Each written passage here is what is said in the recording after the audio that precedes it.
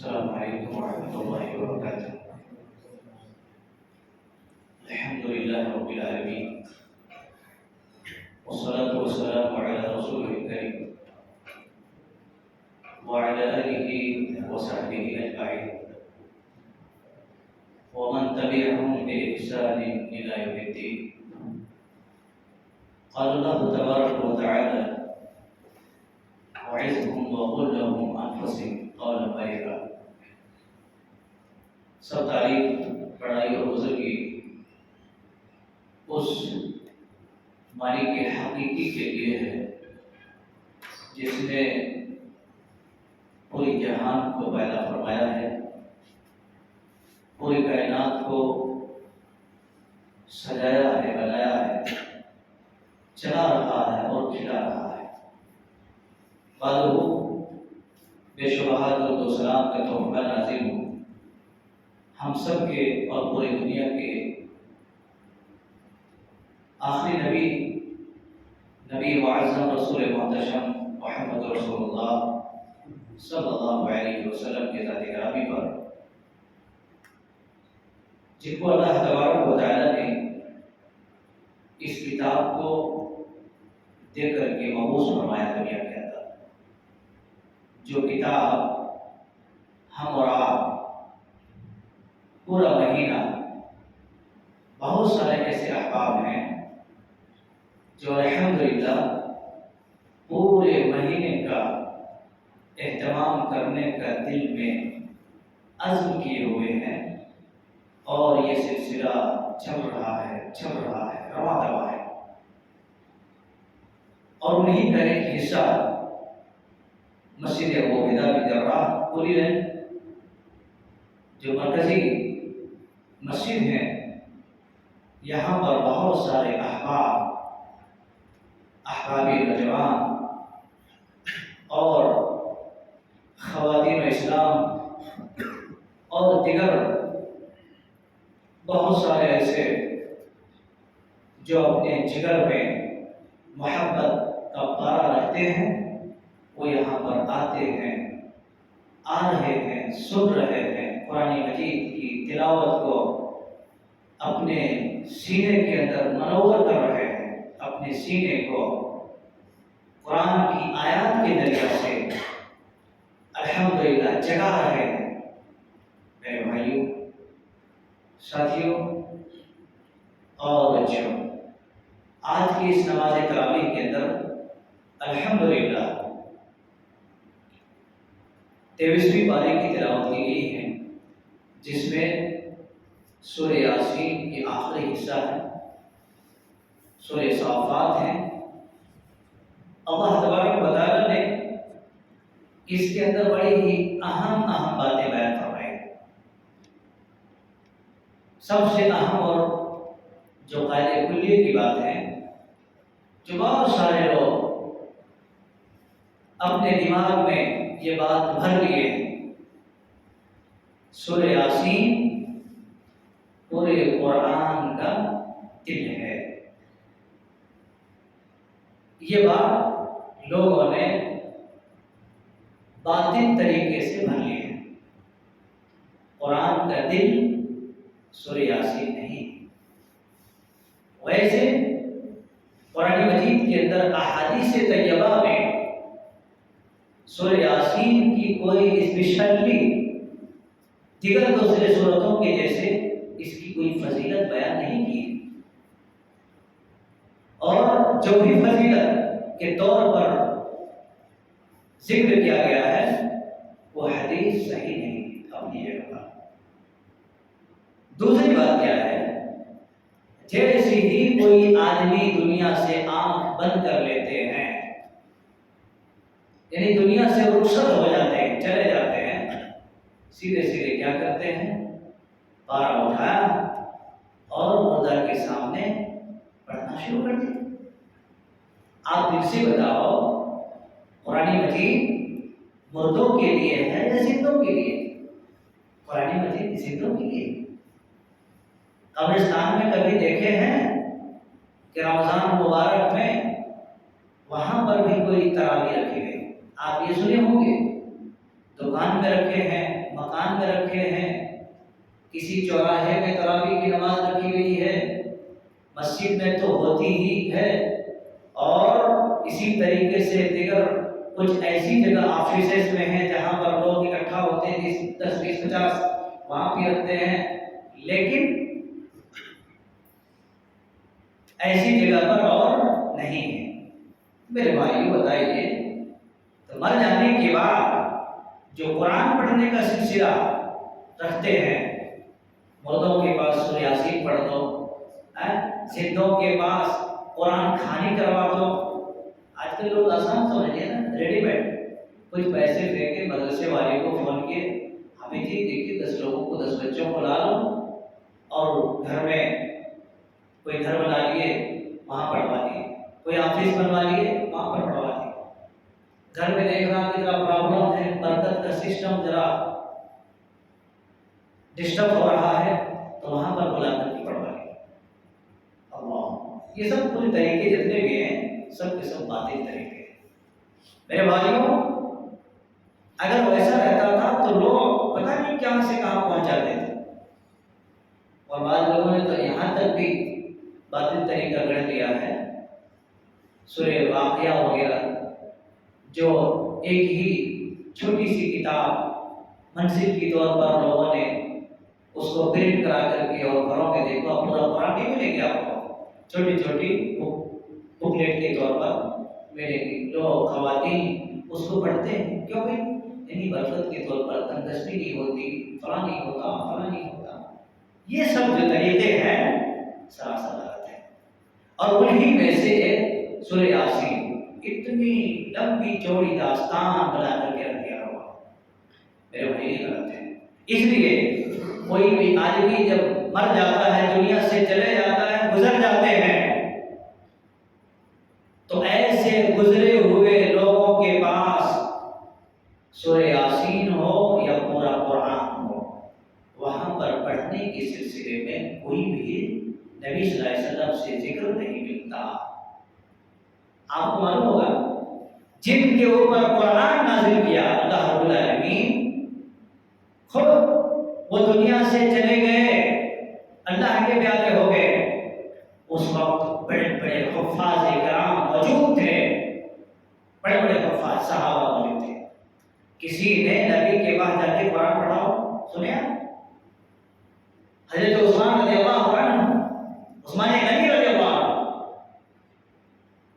باقاعدہ طور پر یہ بات پائی جاتی ہے کہ جب ان کو شہید کیا گیا تو ان کے خون قرآن کی کچھ آیت پر گری، کسی نے ان کے اوپر گزر جانے کے بعد چلو سورہ یاسین اٹھا کے پڑھیں گے، قرآن کے کچھ حصے جا کے پڑھیں گے، نہیں ملتا۔ پھر کیوں؟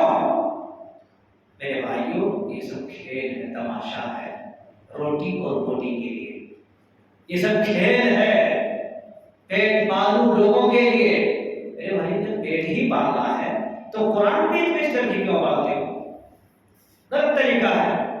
اس لیے اللہ تبارک و تعالیٰ نے سورہ یاسین کے اندر ایسا کوئی اسپیشلی فضیلت کے طور پر بیان نہیں کیا۔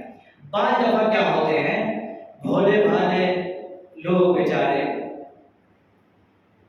اہل حدیث کی مساجد میں نماز پڑھنے والے، وہ بھی اس میں ملٹ ہو جاتے ہیں، سکتے ہیں پڑھیں گے قرآن، یہ تو پڑھنا، زندگی میں پڑھنے کی توفیق نہیں ہوئی، اب مرنے کی بات پڑھو۔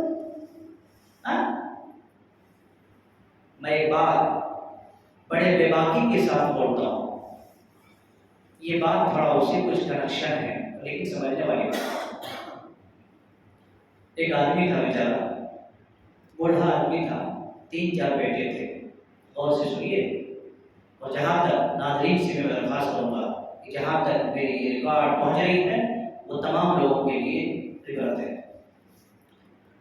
4 بیٹے تھے، اور زندگی میں چاروں بیٹے اپنے اپنے جگہ پر اپنی بیوی بچیوں، اپنے بیویوں اور اپنے بچوں کے ساتھ مست مگن۔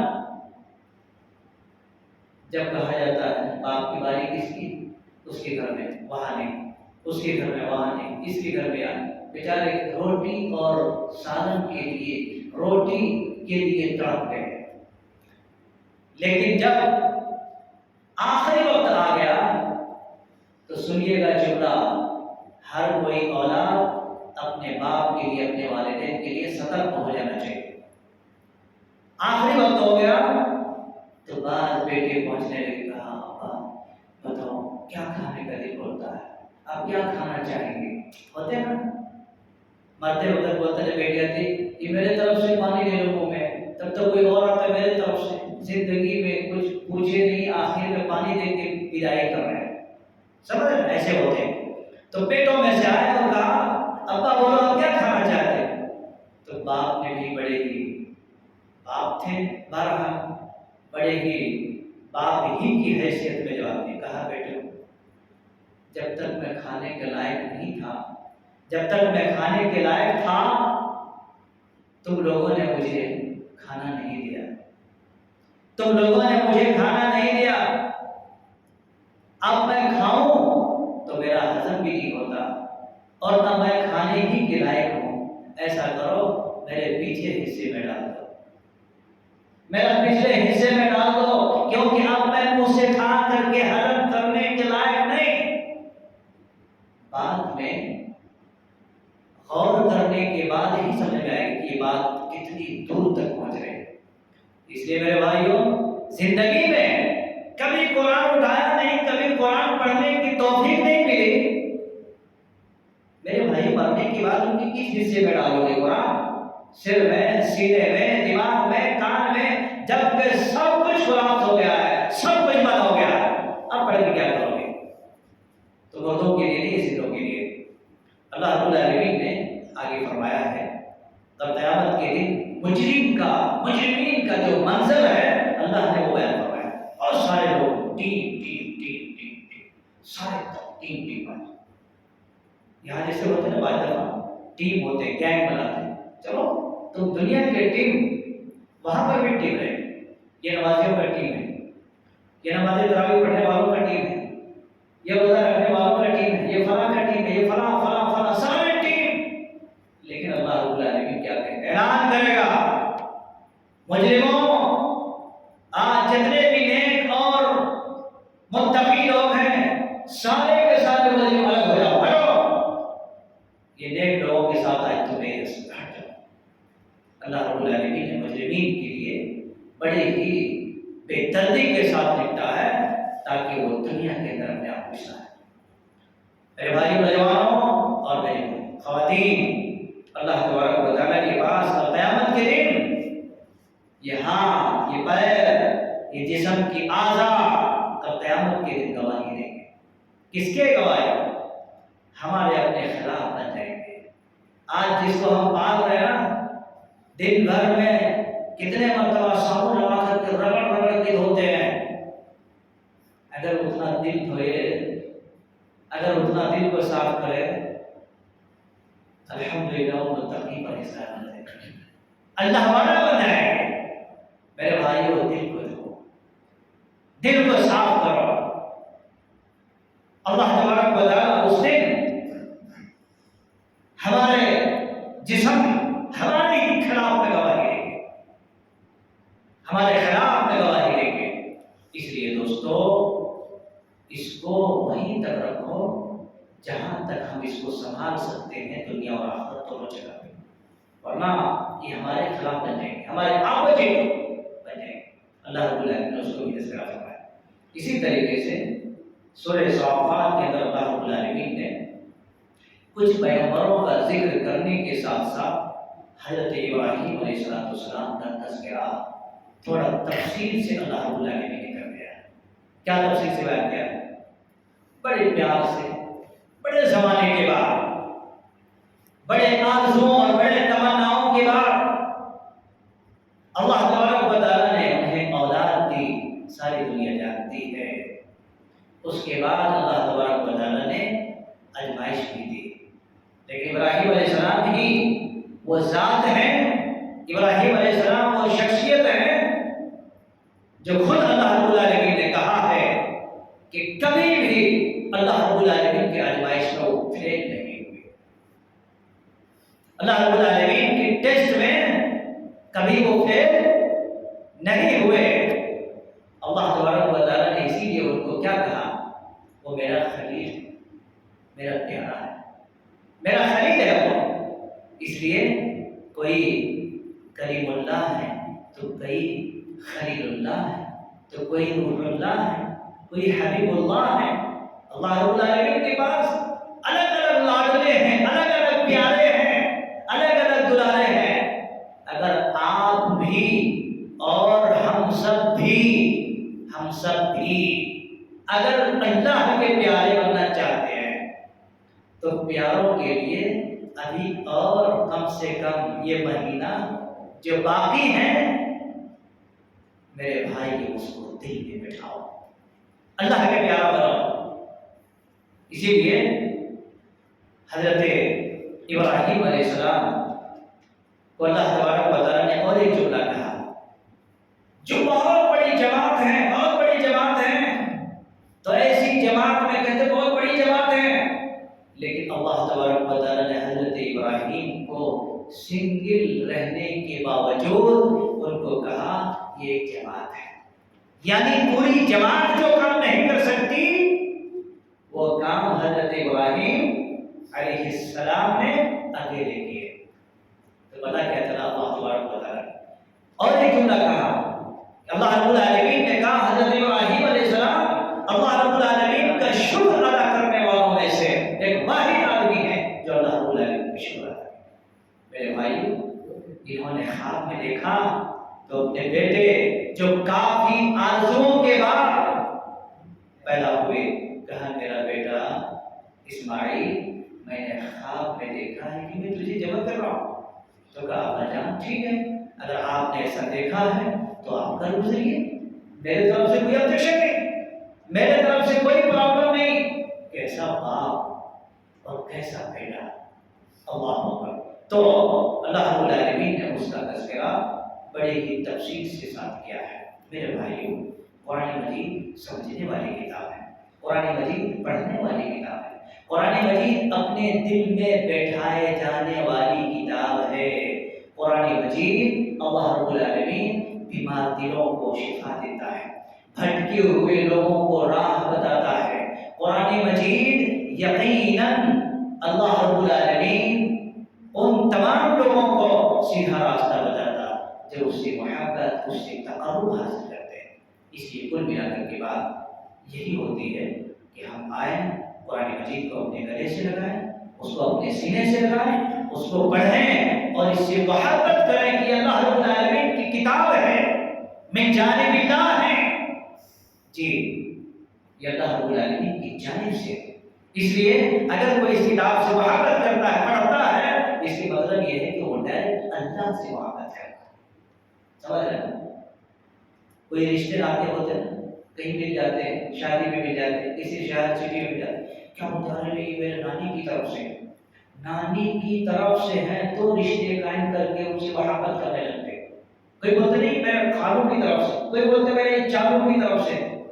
جب دنیا کے اندر اتنے سارے رشتے قائم کر سکتے ہیں، کھوج کر، ڈھونڈ کر، یہ تو ڈائریکٹ اللہ کی کتاب ہے، اس سے ہمارا رشتہ کیسا ہونا چاہیے؟ چلو اللہ سے دعا کرتے ہیں، مولا کریم پاک ہوگا آپ کو، ہم کو، مسلمانوں کو اور دوسرا ہو۔